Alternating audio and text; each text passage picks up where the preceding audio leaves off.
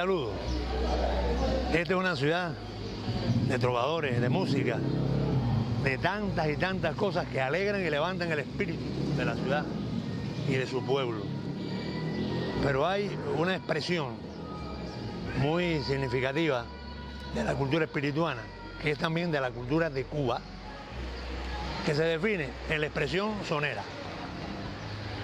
Esos viejos soneros que en algún momento fundaron el canon, esa disposición que era indispensable para ir creando toda una voluntad y un espíritu de consolidación de lo que debía ser más adelante todo el sistema de la trova del son en Santo Espíritu.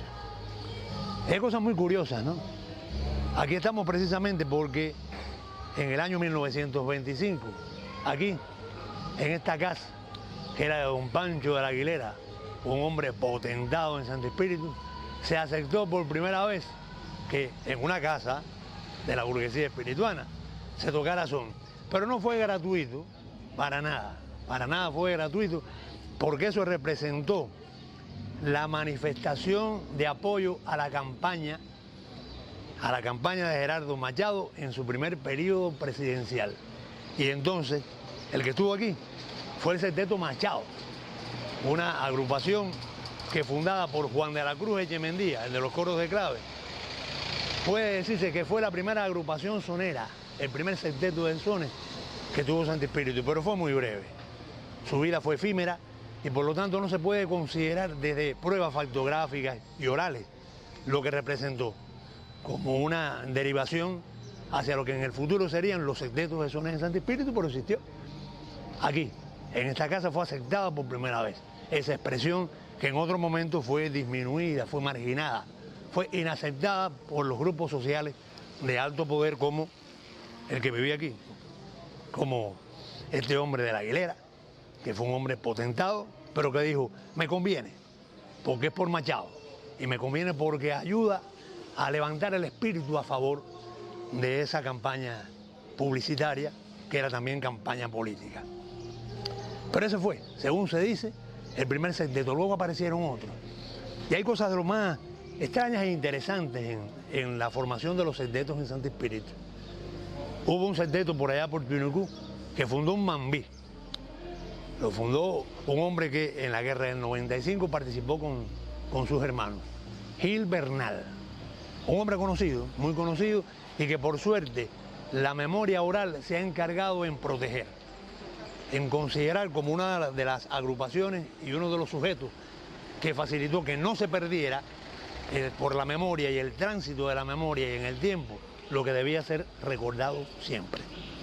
Luego está el septeto de Valeriano García, un hombre verdaderamente importante porque de allí entonces es más algunos músicos del septeto de Gil Bernal se fundó el septeto espirituano, que dentro de 2 años tendrá 100 años de fundado.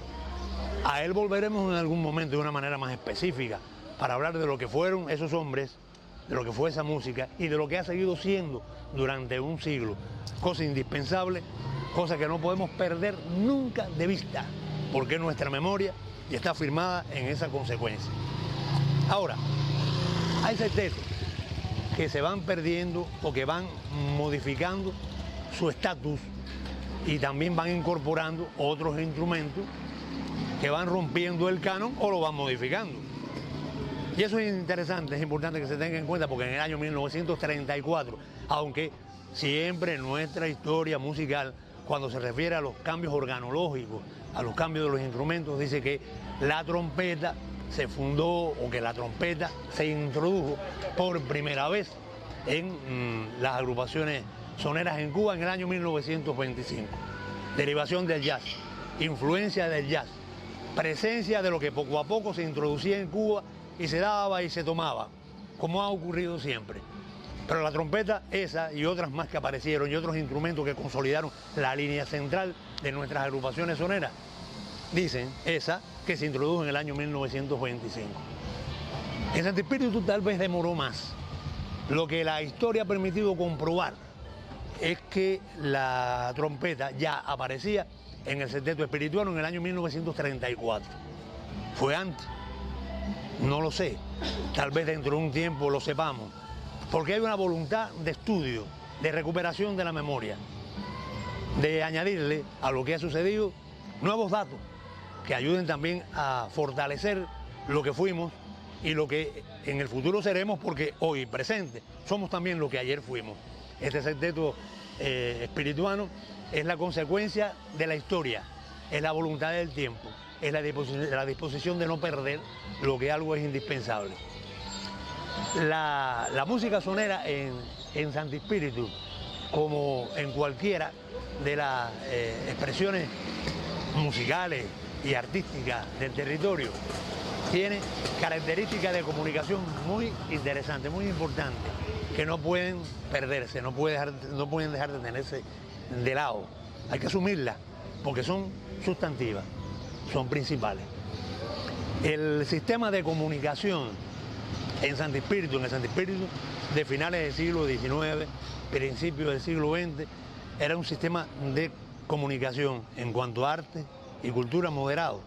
No existían grandes orquestas, y cuando existían algunas, como la de Justo Álvarez y otras además, que fueron importantes en el contexto musical y artístico espirituano, no tenían tampoco ni la divulgación ni la extensión permanente en toda la ciudad.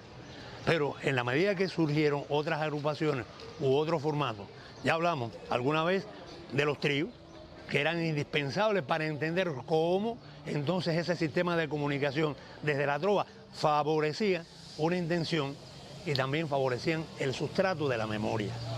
Pero la inconformidad, la nueva sonoridad, también la capacidad que tuvieron estos músicos por informarse de lo que sucedía en otros lugares, caracterizó el cambio, definió también esa situación de cambio.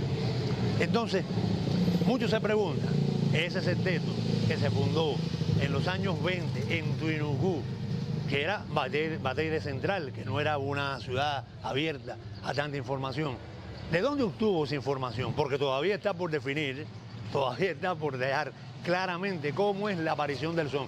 El viejo amigo Juan Enrique Rodríguez Valle habla acerca de un son yayavero, habla acerca de una expresión que surgió en Santi Spíritu, cuando incluso también allá en el oriente surgía, y lo califica como una expresión espontánea, también en Cuba, en toda Cuba. No dice que el son fue de allá, sino que el son surgió espontáneamente en toda Cuba. Óigame, y esto es asunto de verdad para tener en cuenta, para discutir, sobre todas las cosas para investigar. Lo cierto es que cuando sonaba por allá, por el oriente, también sonaba por aquí, por el centro de Cuba, en Santi Spíritu. Esos viejos soneros que nunca dejaron de ser presencia y esencia.